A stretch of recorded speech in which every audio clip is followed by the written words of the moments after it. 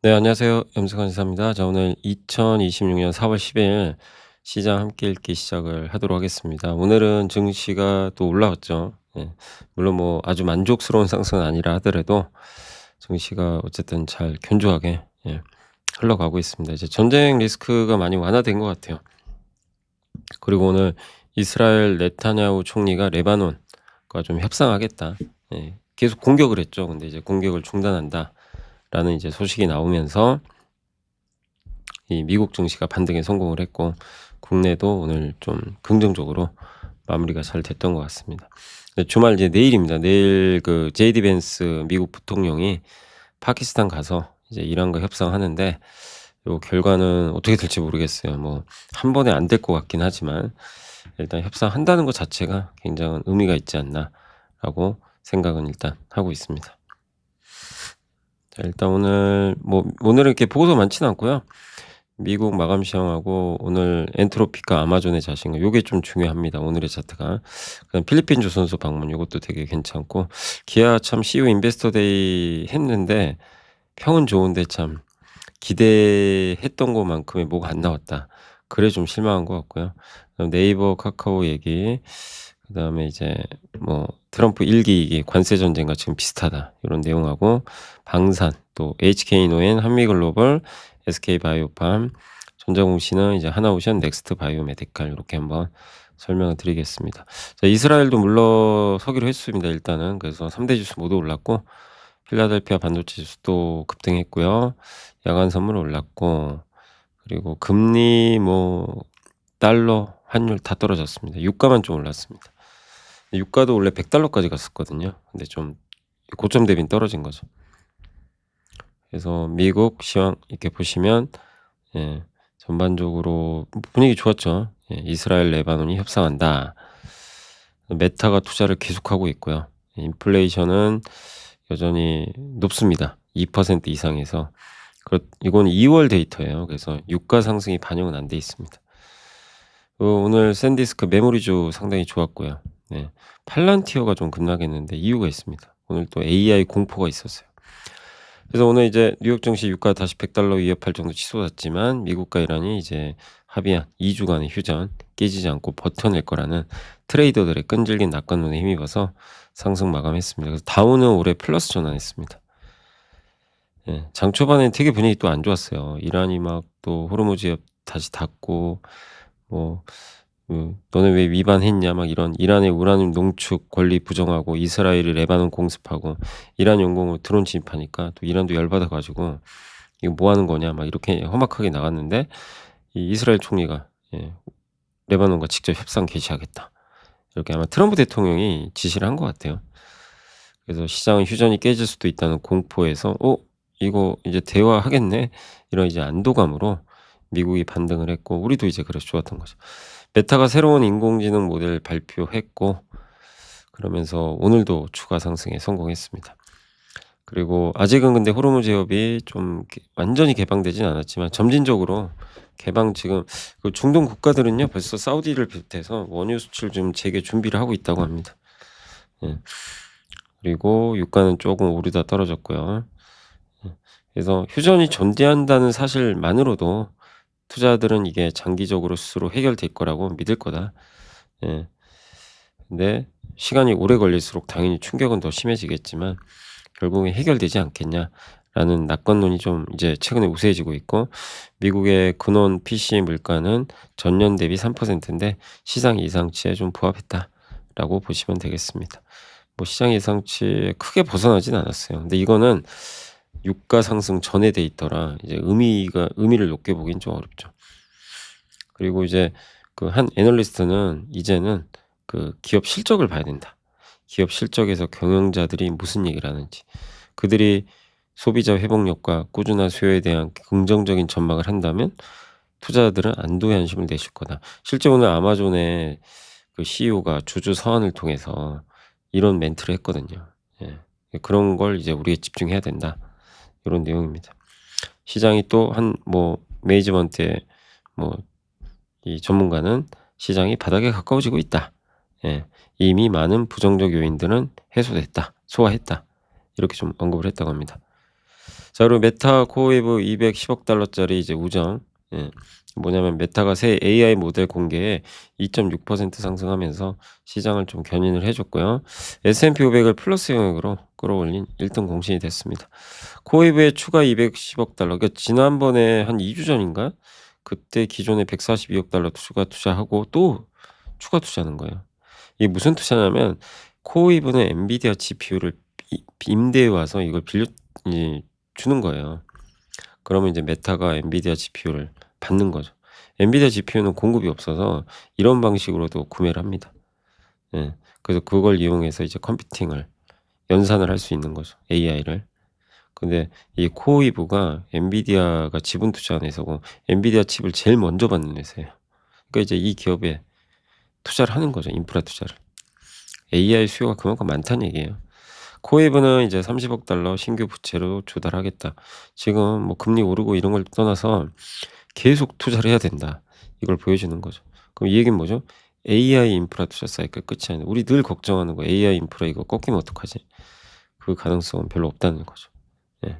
그래서 이게 증명이 됐고 엔트로픽이 미토스라는 새로운 AI 모델을 공개했어요. 엔트로픽이 클로드를 만들었죠. 저도 클로드를 많이 쓰는데 이 새로운 또 모델입니다. 이거는 뭐 이 외부의 모든 사람한테 공개되는 게 아니라 몇몇 회사에만 네 이렇게 공개를 했다고 합니다. 근데 뭐 어떤 거냐면 사람이 옆에서 감독하지 않아도 몇 시간짜리 작업을 혼자 다 해요. 그러니까 예를 들면 여러분들이 지금 뭐 이렇게 코딩 해 달라 그러면 코딩 해 주는데 여러분이 개입을 해야 돼요, 중간중간 잘하고 있는지. 근데 얘는 그럴 필요가 없고 그냥 알아서 한 몇 시간 만들어 버립니다. 아니야 다 만들어요. 영업, 재무 분석, 법률 컴퓨터, 코딩. 예. 그러니까 너무 위험해서 일반에는 공개 안 한대요. 와, 그러니까 2019년 오픈 AI의 GPT-2 이후 7년 만에 모델 공개를 보유한 게 처음이라고 합니다. 근데 이제 이러다 보니까 마이클 버리가 이 공매도 유명한 사람이죠. 엔트로픽이 팔란티어의 점심을 먹어치우고 있다. 연간 반복 매출이 90억에서 300억 달러로 폭증했다. 그 증거다. 이렇게 얘기를 했다고 합니다. 예. 그래서 지금 막 예, 소프트웨어 기업들이 난리가 난 거예요. 예. 이런 거 다 만들어 버리면 예, 복제하는 거잖아요. 예, AI가. 뭐 재무 분석부터 시작해서 월 구독료 내고 그런 걸 이제 받는 이제 회사들 뭐 인사 관리하고 고객 관리 이걸 그냥 복제가 가능하니까 회사에서 이거 프로그램 써 가지고 "야 우리 회사에 맞게 코딩 해 줄래?" 이러면 끝이에요 그냥. 예. 그래서 바이브 코딩이라고 하는데 이게 뭐냐면 그냥 리듬에 맡긴다. 여러분이 예를 들면 클로드한테요. "야 나 코딩 좀 해 줘." 그러면 아무것도 안 하면 돼요. 그게 바이브입니다. 예. 그래서 그런 코딩 시대가 열린다. 그러면 30 년간 이어온 이 소프트웨어 기업들의 황금기가 흔들릴 수 있다. 예. 참 무서운 일이 발생하고 있는데 반대로 생각하면 삼성전자, 하이닉스는 좋은 거죠. 메모리 수요는 또 늘어나니까. 자, 엔비디아 올랐고요. 브로드컴, AMD 올랐고 샌디스크, 낸드 관련주도 오늘 많이 올랐고 마이크론도 올랐고 코어웨이브, 테슬라도 좀 오랜만에 반등에 성공했습니다. 그다음에 이제 메타도 아까 말씀드린 대로 올랐고 팔란티어, 오라클, 세일즈포스, 크라우드스트라이크 그냥 쭉쭉 빠졌다라고 그러니까 그 우려 때문에 빠졌다고 생각하시면 되겠습니다.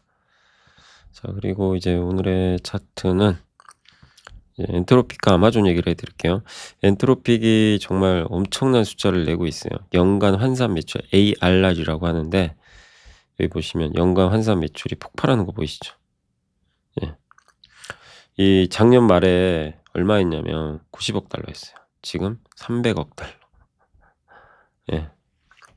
위로 솟고 있습니다. 예. 불과 지금 몇 달 지났죠?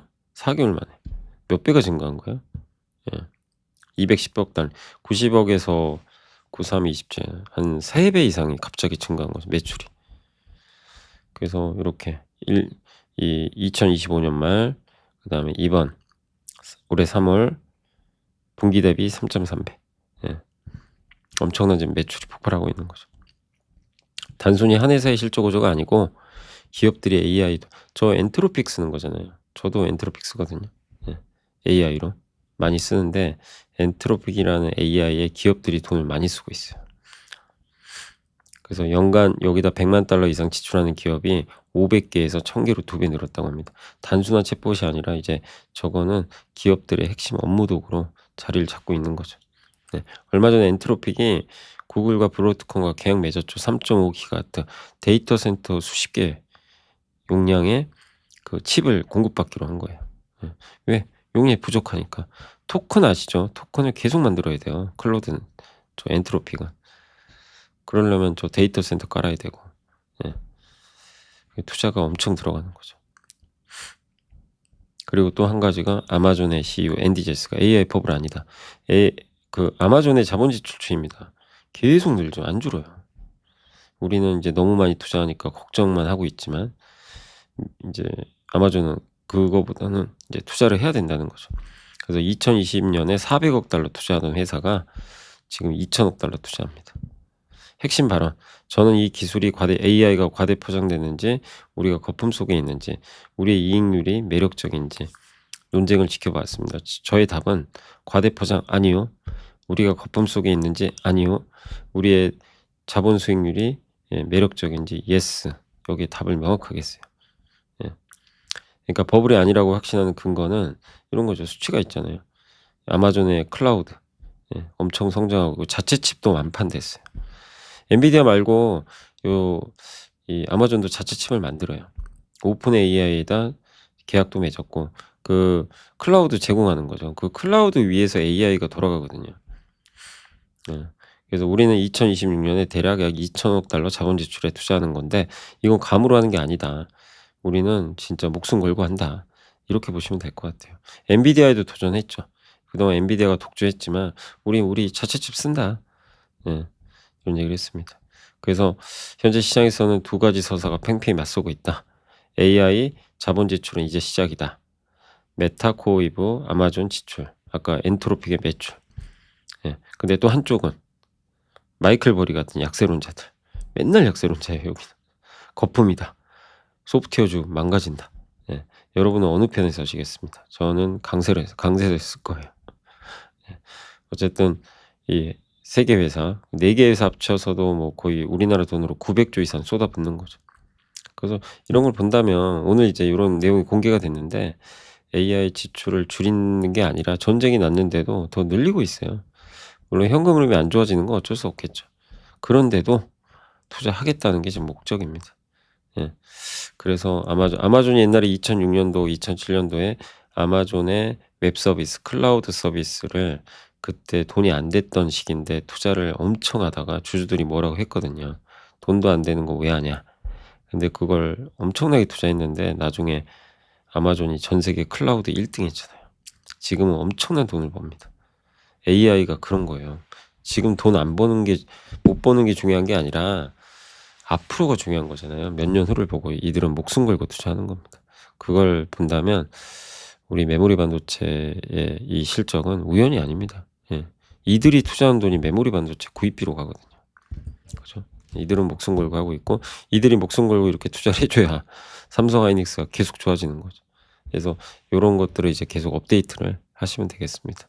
근데 또 이러다 또 바뀔 수도 있죠. 갑자기 뭐 CEO가 말을 또 바꿀 수도 있지만 뭐 현재까지 상황은 그렇습니다. 거품 아니고 투자 더 하겠다.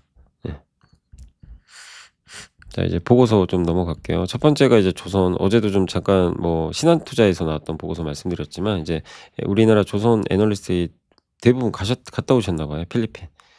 그 HD 한국조선해양이 이제 하는 여기 필리핀 조선소가 있습니다. 이 한국조선해양권 아니고 6번 도커라고 하는데 여기 그 서버러스 캐피탈이라는 회사가 갖고 있는데 여기 임대한 거예요. 10년 동안. 그래서 아프라막스 거 좀 작은 대한조선이 만드는 게 수에즈막스 거 그게 좀 더 크고 아프라막스가 좀 더 작아요. 그거 하나 만들고 있는데 앞으로 여기서 한 10개 정도 만든다고 하는데 요 위에 데크하우스 보이시죠?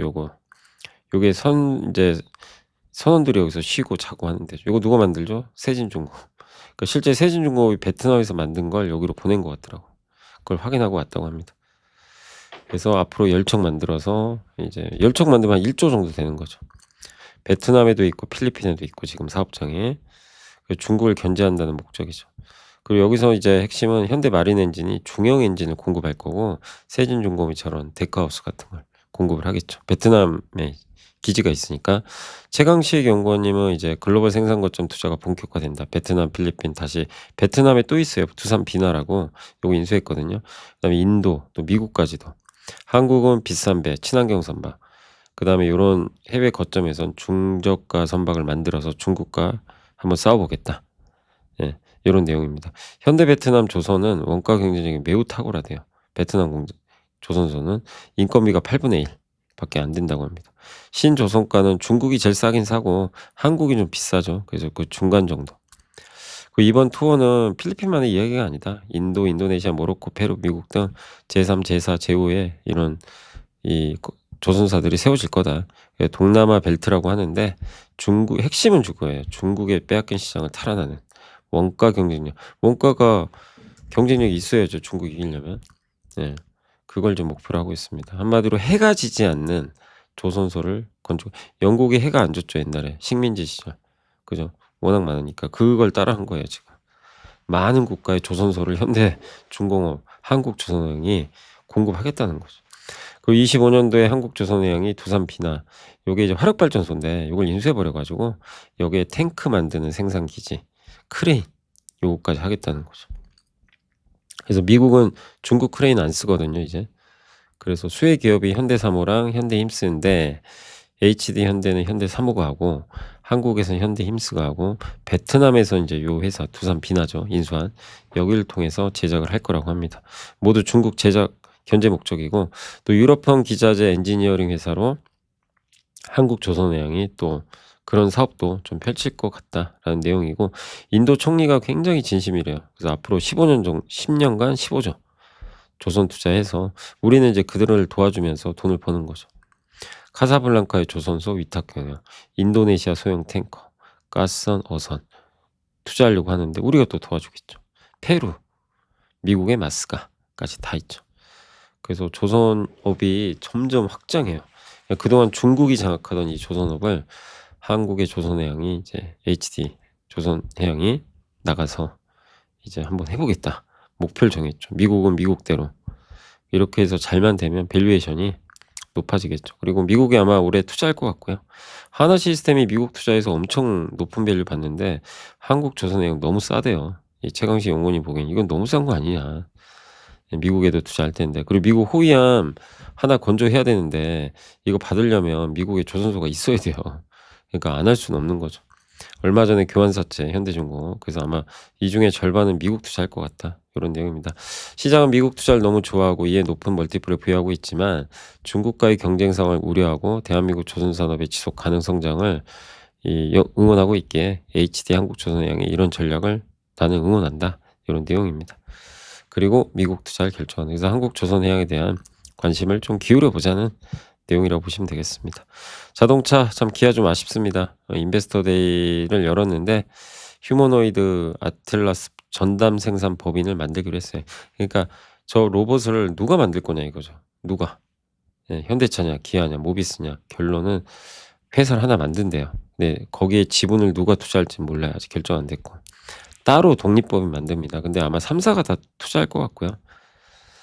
예. 그래서 초기에 대규모 투자가 들어갈 거 아니에요, 저걸 만들면. 그러면 한 회사가 저걸 전담으로 하게 되면 비용 부담이 생기니까 아마 그룹사들이 공동 출자하지 않겠냐. 예. 그리고 이 협력각에 있는 그룹 외부의 새로운 주체로부터 지분 투자도 받을 수도 있죠. 예, 그러기가 용이하니까. 예, 그게 이제 공개가 됐다고 합니다.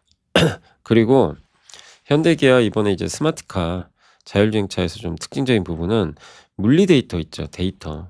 자율주행에 요거를 엔비디아랑 공동 소유할 계획이라고 합니다.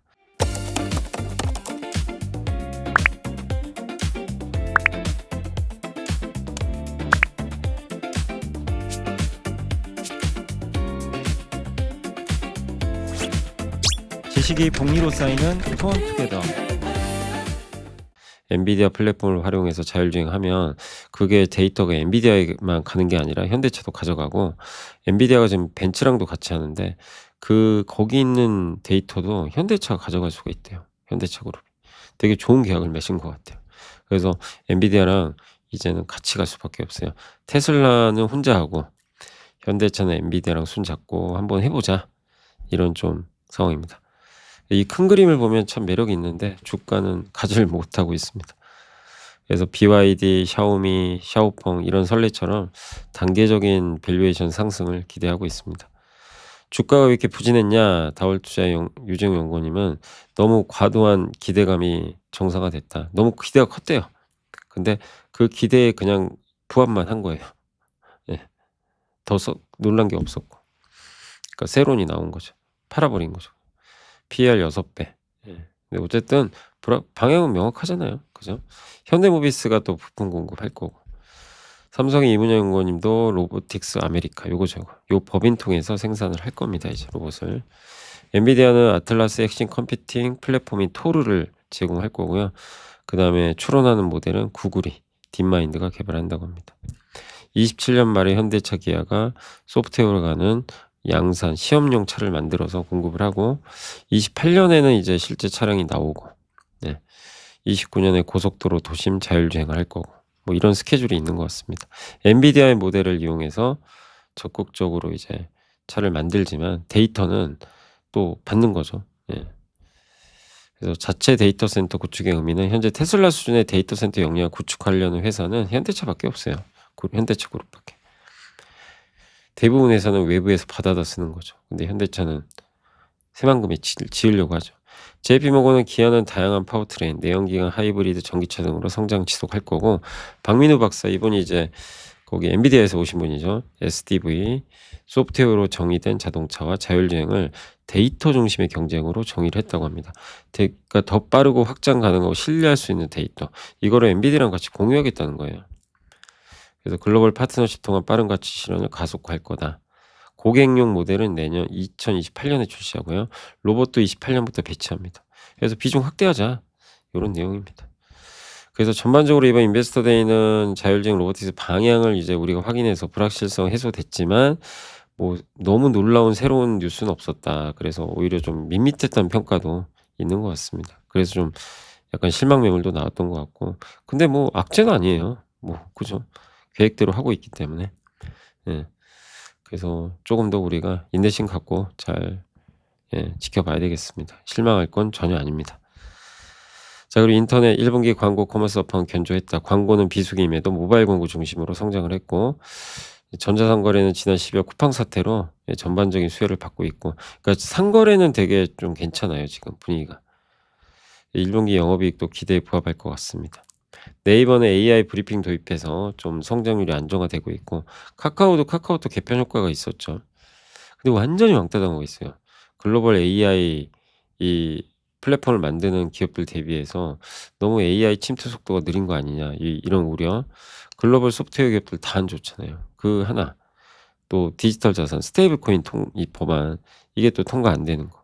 이런 게 좀 겹쳐서 좀 관심이 떨어지지만 어쨌든 AI 서비스를 이제 2분기부터 네이버도 본격화할 예정이고 카카오 마찬가지로 디지털 자산 기본법은 하반기에 추진 가능성이 높습니다.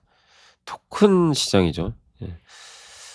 그래서 네이버가 두나무 인수하고 카카오는 카카오페이 뱅크를 활용한 전략인데 네이버는 두나무를 이제 올해 아마 8월경에 8월인가요? 6월인가? 좀 연기됐죠.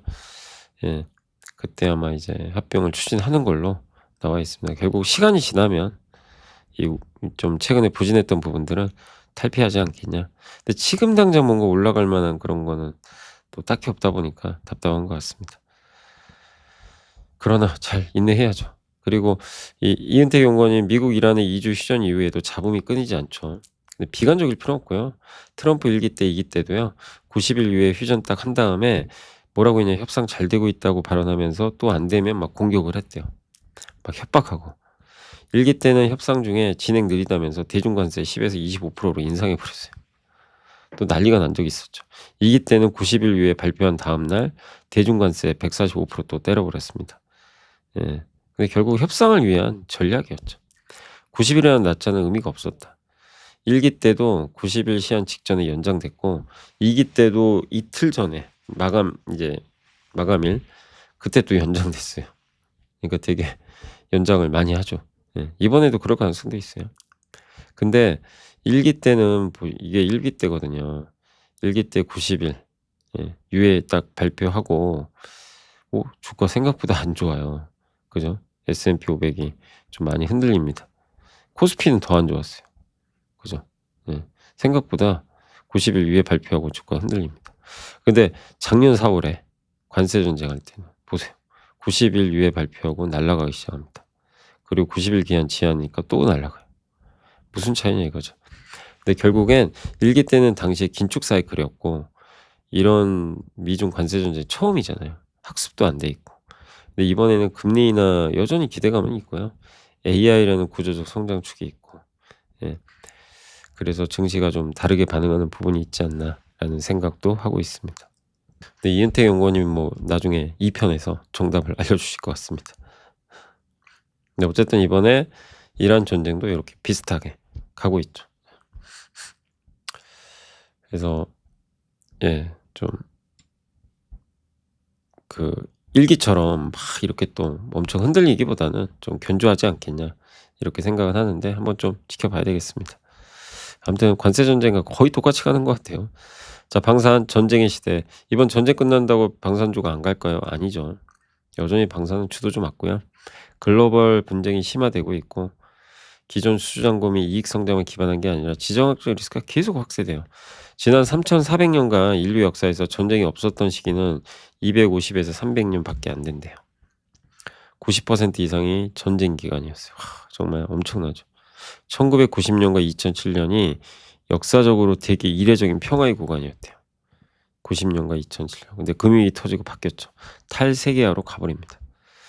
그리고 미국은 아프간, 이라크 전쟁 전략 실패, 끝없는 전쟁의 피로도 누적, 중동 에너지 의존도 감소, 중국 견제로 그러니까 중동에서 중국으로 가는 거죠.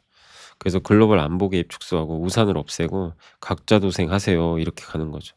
그럼 각자 도생하면 각 국가들이 무기를 구입해야죠. 그래서 미국이 빠져나가는 거죠. 예, 미국이 안 도와줍니다. 그래서 유럽과 나토도 GDP 대비 국방비 5% 하겠다고 한 거죠. 근데 생산 속도가 수요를 못 따라가요. 공급이.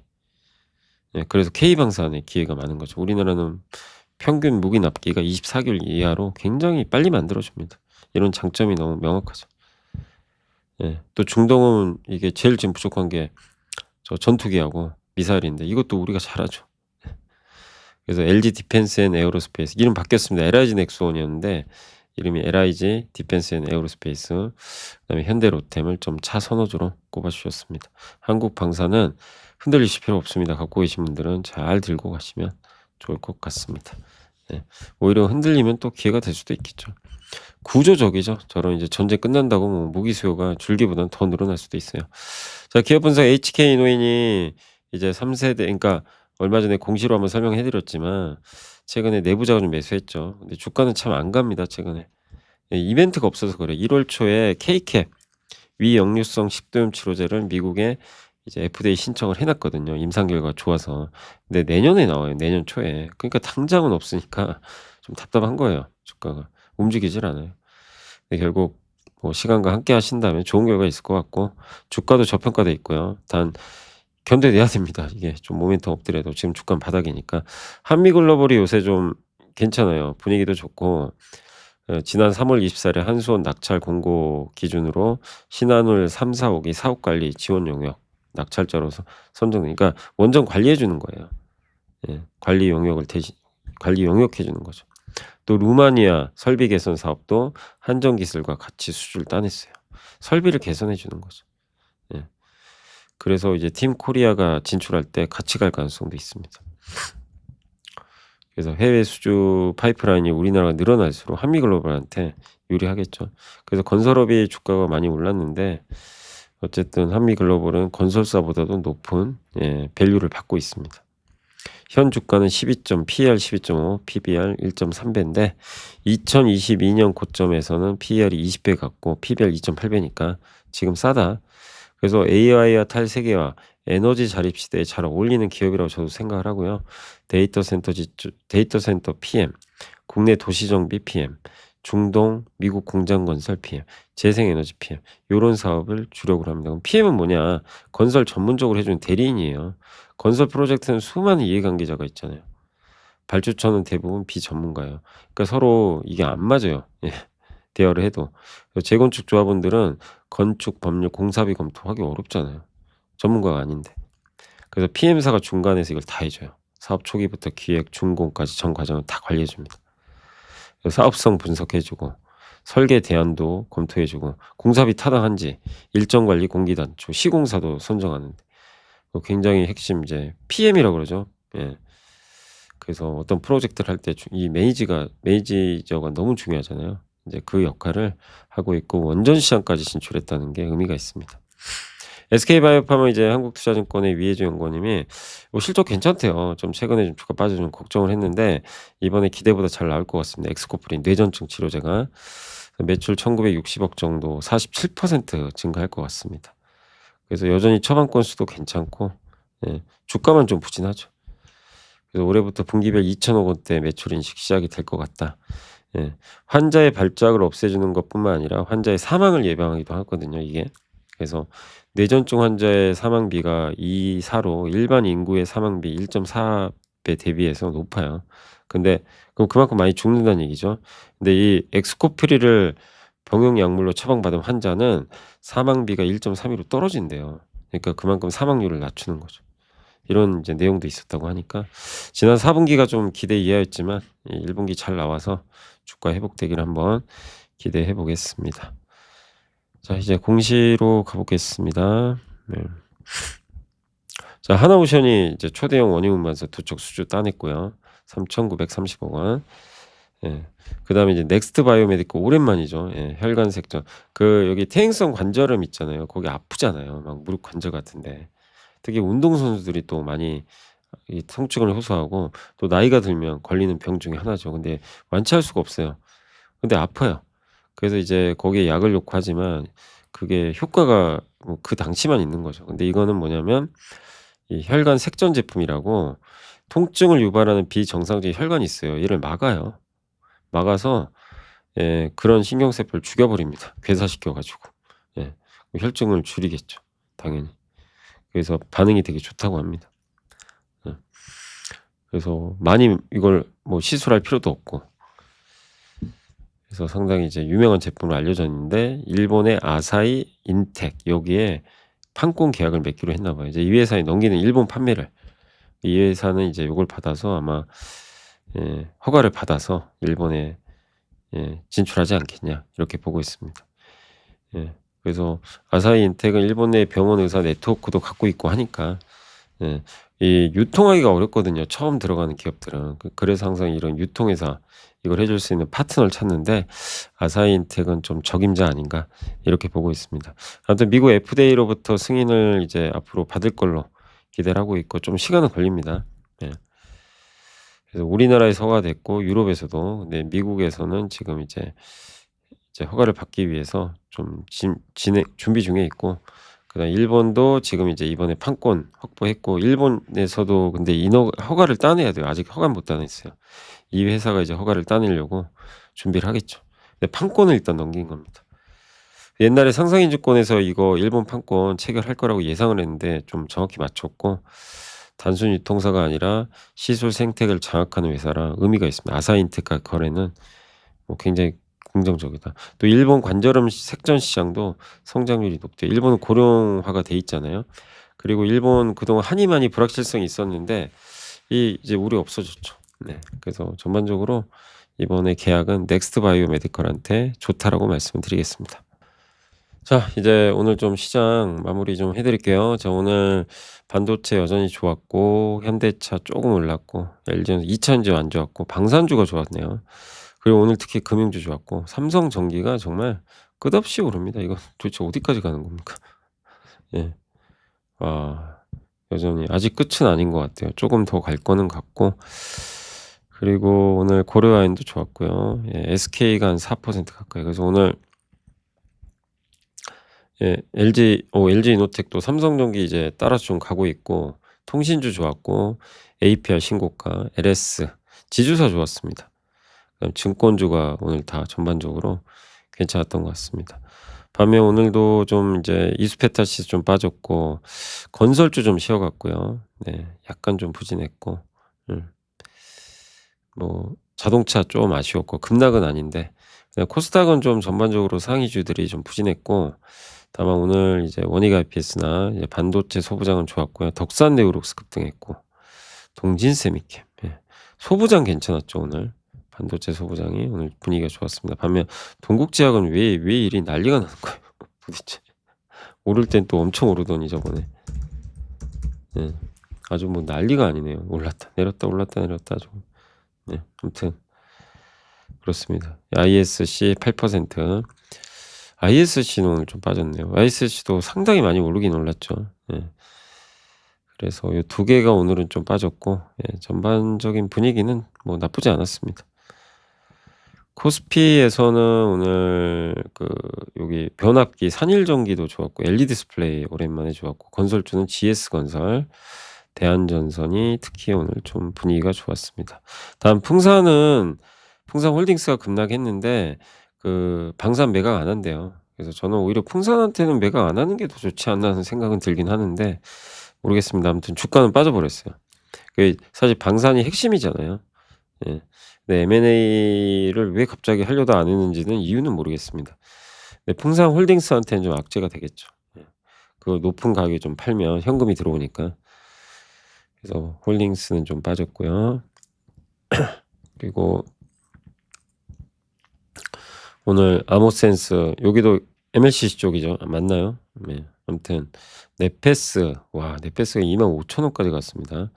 HFR 통신장비, 다산네트워크스 통신장비, 덕산네오스 OLED. 오늘 디스플레이도 되게 좋았습니다. 반도체 소부장하고. 그래서 코스닥에서는 확실히 기술주가 좀 좋은 모습인 것 같습니다. 오늘 외국인 1조 들어와서 분위기 좋았고, 그다음에 오늘 코스피는 횡보하고 있습니다. 방향이 없습니다. 변동성 완전히 줄었어요. 거래도 안 나와요. 이제 요게 좋아요. 이렇게 좀 횡보해 주면서 방향 잡고 이제 협상 결과에 따라서 방향이 나오지 않겠냐라고 생각을 합니다. 자, 그래서 오늘 이제 시장 이렇게 좀 말씀을 해드렸고, 그다음에 오늘 뭐 광통신, 해운, 통신장비 뭐 섹터들 뭐 아까 말씀드린 대로 다 그런 반도체 관련되고 AI 관련된 섹터는 대부분 좋았습니다. 반면 오늘 편의점이 좀 안 좋았고 BJF 리테일이 어제 종가에 좀 변동이 있었나 봐요. 그리고 유통주중 오늘 안 좋았고 그 정도. 업종은 뭐 거의 다 올랐어요. 많은 업종이 올랐지만 2차 전지, 뭐 자동차, 백화점, 편의점 요 정도는 좀 빠졌던 것 같습니다. 자, 이번 한 주 너무 고생하셨고요. 저는 또 이만 물러가도록 하겠습니다. 이번 한 주 힘드셨죠. 그래도 최악은 지나가면서 뭔가 분위기가 바뀌었으니까 특히 이게 이러실 것 같아요. 삼성전자나 반도체 많이 들고 계신 분은 기분 좋으실 것 같고, 또 상대적으로 현대차나 로봇주나 그죠?